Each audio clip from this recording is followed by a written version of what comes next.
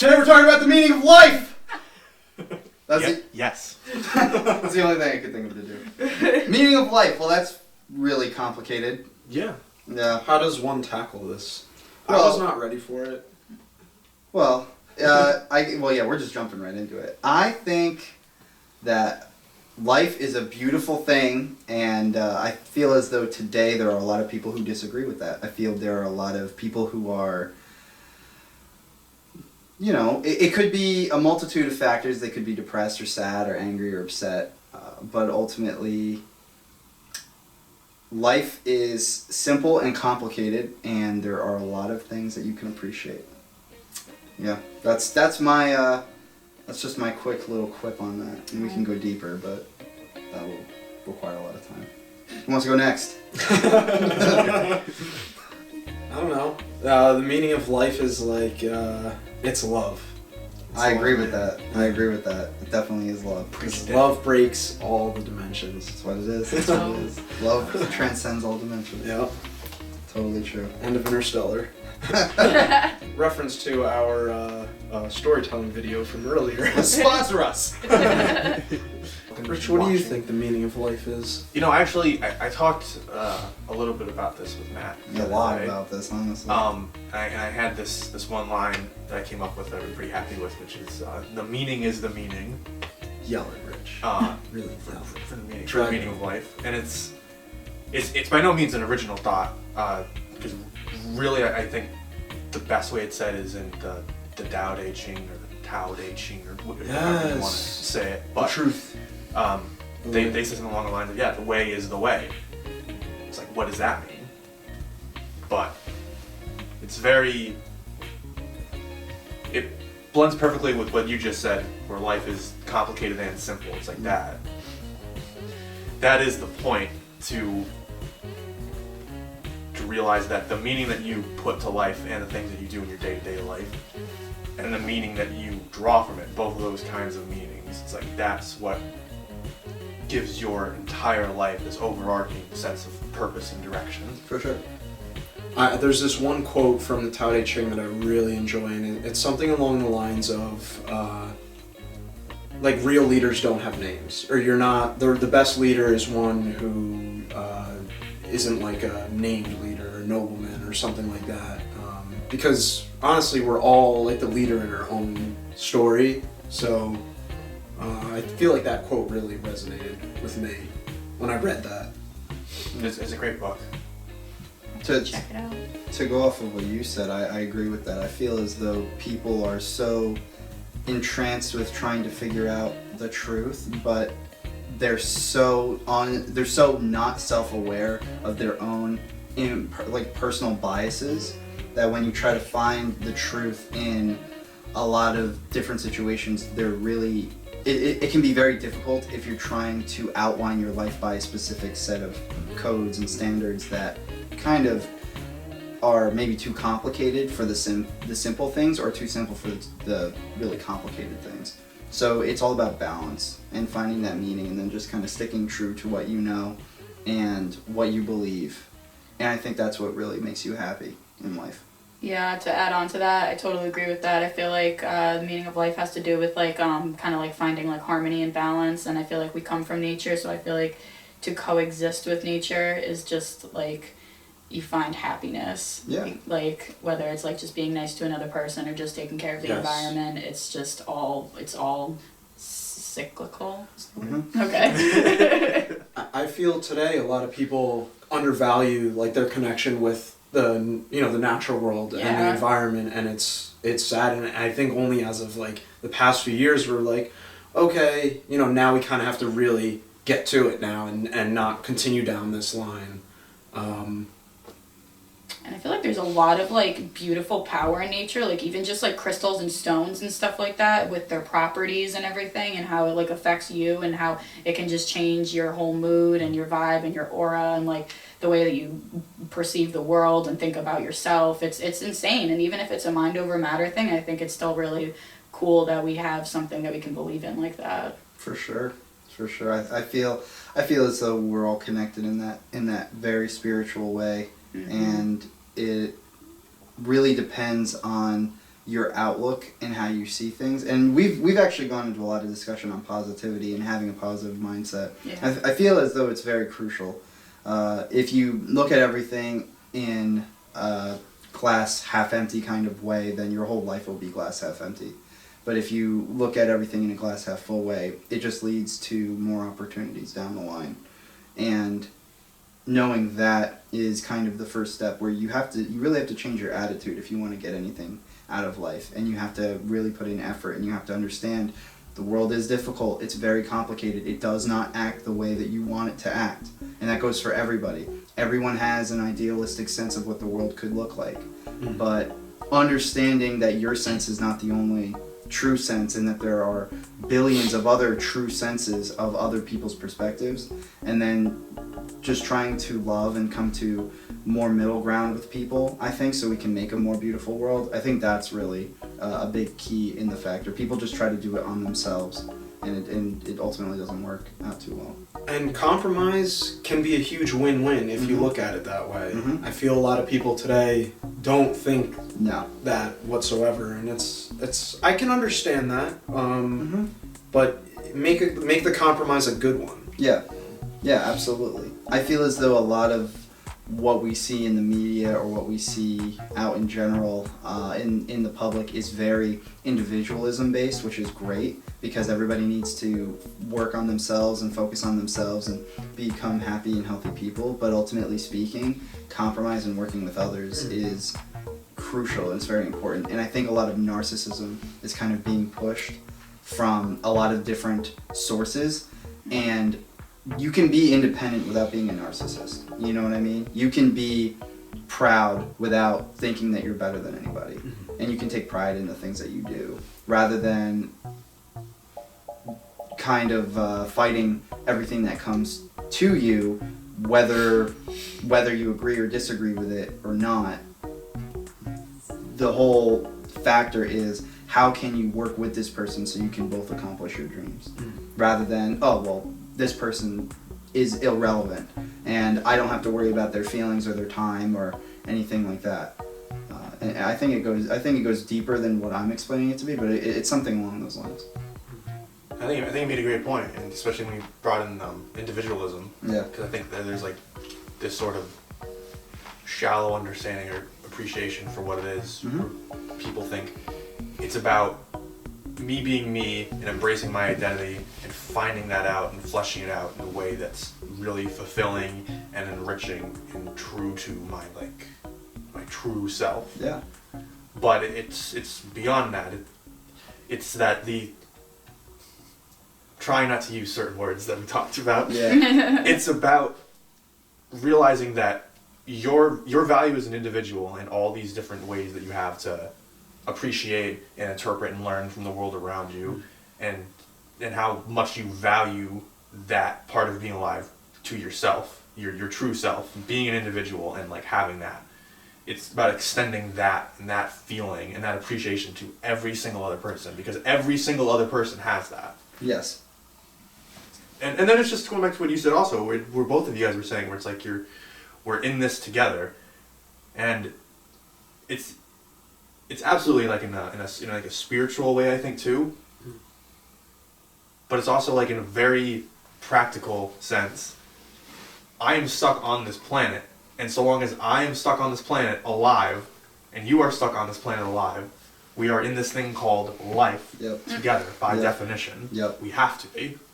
I almost want to say, like, some people don't recognize that we are all connected that way, but the very act of me saying that it almost doesn't help in a sense, because it's something I should accept, that everyone does think that we all want good and peace, love, and happiness. Yeah.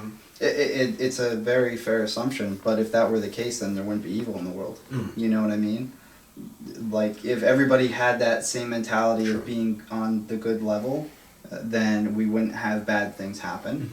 Ultimately speaking, I think that it's not that people are inherently bad, they're just more focused on their individual needs, which is important, and it is crucial.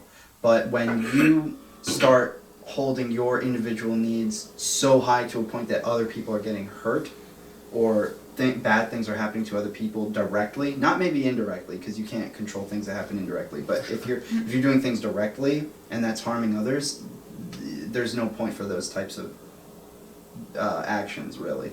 I can't really think of any examples that would come to mind. And you're so right with the compromise thing, because if you have the opportunity, if you have two options in any given interaction in your life, and it's you can have it go down so that it's an overall relatively positive experience for both of you, or it's only a relatively positive experience for one of you, which happens all the time with people, and it's just a simple matter of don't get so angry about that thing, don't react in this way, don't let this other thing that's distracting you bleed into how you treat this person. It's so easy to just pick the first one. It's like, why would you not want to have a scenario play out where you created, even if it's a tiny fragment of it, you made somebody else's day and life a little bit more positive.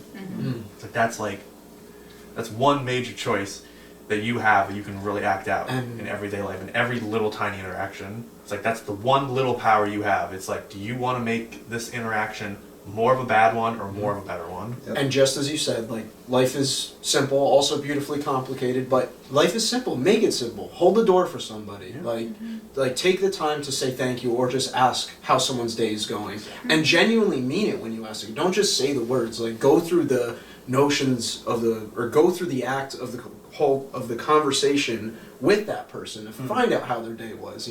Not just how's your day going. Oh, good. Oh, okay. Yeah.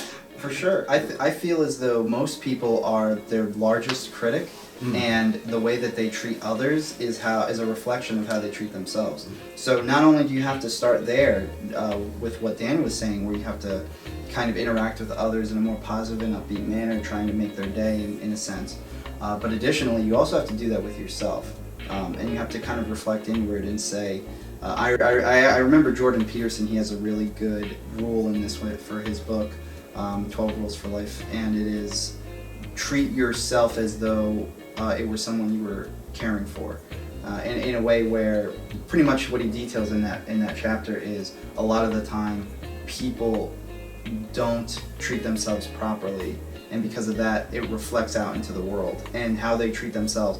They call themselves ugly all the time, or maybe they don't appreciate their intellect or their skills and talents. They negatively talk badly about themselves to themselves constantly. They don't believe in themselves enough. Those types of emotions and feelings and thoughts, that's a reflection that ends up being projected on other people when you go and you interact out in the daily world. And when you're talking with other people, if you treat yourself like crap, you're going to treat other people like crap. So I really do agree with what both of you are saying. It's almost like, how can you take care of others if you can't take care of yourself in a sense, which a lot of people force themselves to do so.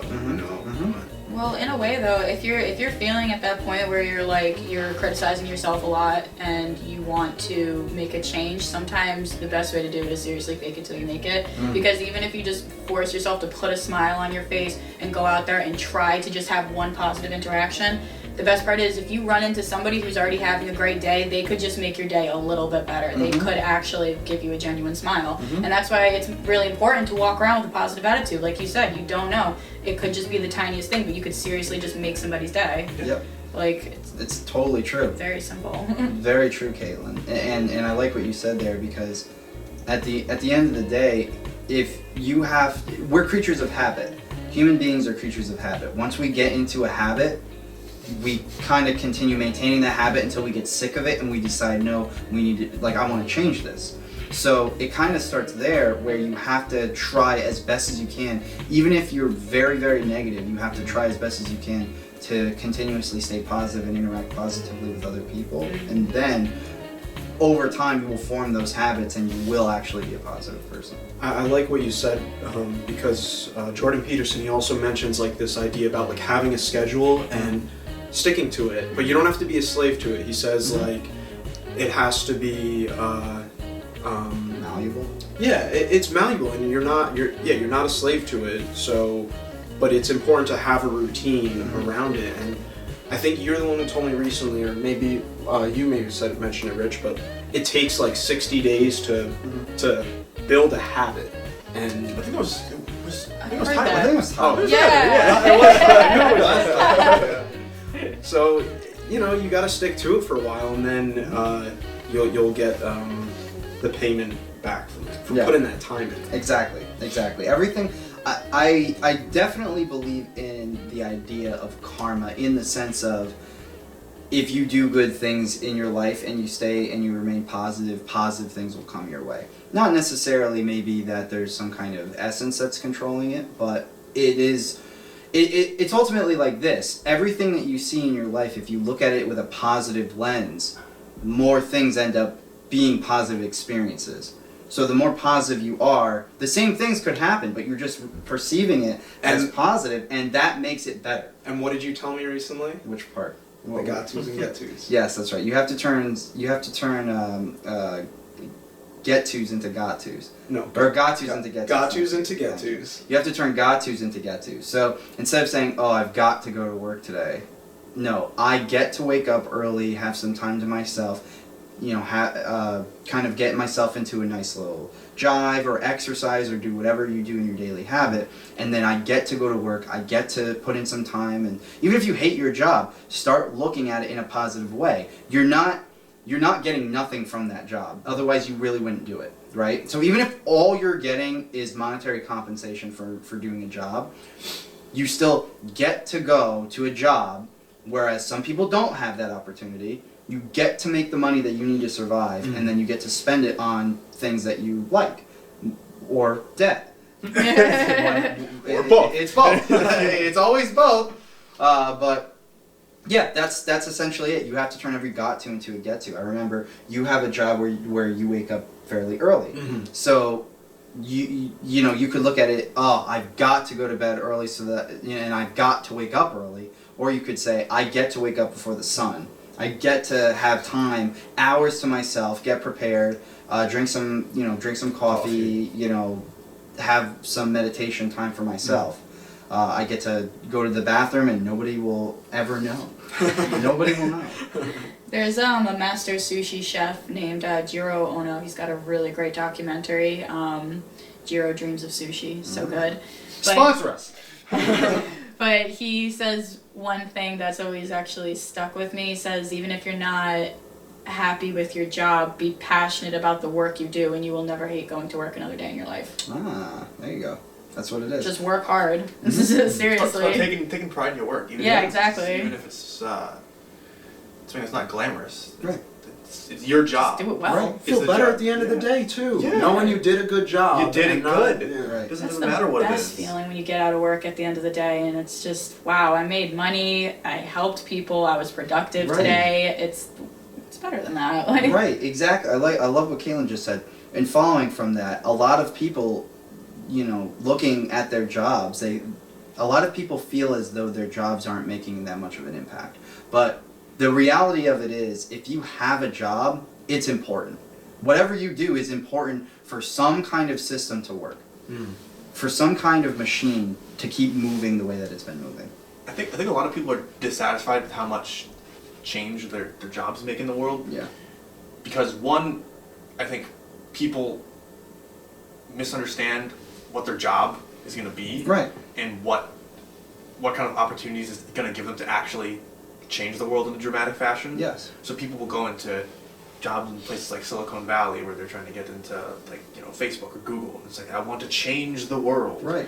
And it's like, it's not that you're starting in a poor place, and it's not that you should be ashamed or anything like that. You have a job. You have a good job. It's like, good for you. You worked hard, you went there, you went to the interview, you met with these people, you got this job. But at the end of the day, if you're just something like a data analyst or an assistant for somebody or anything, it's not to look down on that work, but it's to realize that one, you're gonna have to work a lot for a lot of years to advance your way up. It's not going to be something along the lines of, I've been here for a year and a half, why aren't I in charge of the marketing team and putting out messages out there to make everybody more full of peace and love.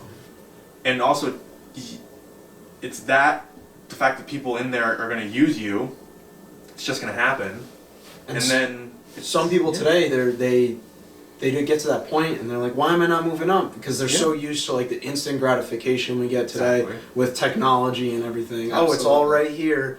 I can just have this knowledge, have this instant satisfaction. Yes, to go off of both of your points, patience is definitely a virtue that is not being exercised these days. And even if you get to the top, what is the end game? You want to change the world and make it more positive and filled with grit and love. That's awesome. That's fantastic.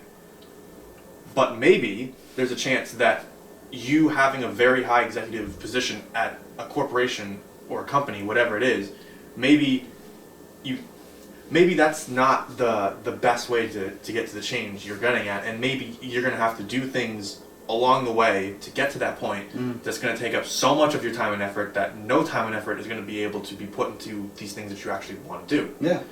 So like, at the end of the day, for me, it's what you do and how you treat people in your day-to-day interactions and the stuff that you think is meaningless. It's like, those things are going to be the things that resonate with people and that make them change how they think and perceive and want to act in the world. And that's what's going to make the world a more positive place.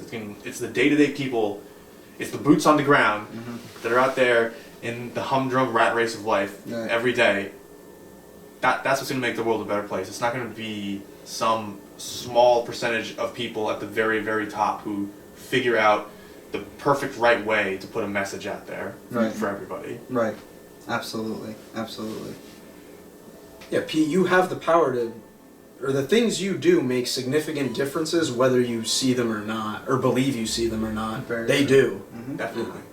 Yeah, and I feel as though the people who complain most about their jobs not being like complicated enough to the point where they get to do amazing things, or they get to change and impact the world as much as they'd like. Because really, when you take a look at companies that make massive change, those people are working 10 to 14-hour days a lot. They're working a lot. They're putting in a lot of blood, sweat, and tears. They're creating projects that last from months to years to decades even. And it takes a very long time. It takes a lot of patience. The people who go to work and they complain about their jobs not being complicated in those sense are the same people who go home and they have a simple lifestyle. They just go home, they grab a beer from the fridge, they sit down, they watch TV for hours.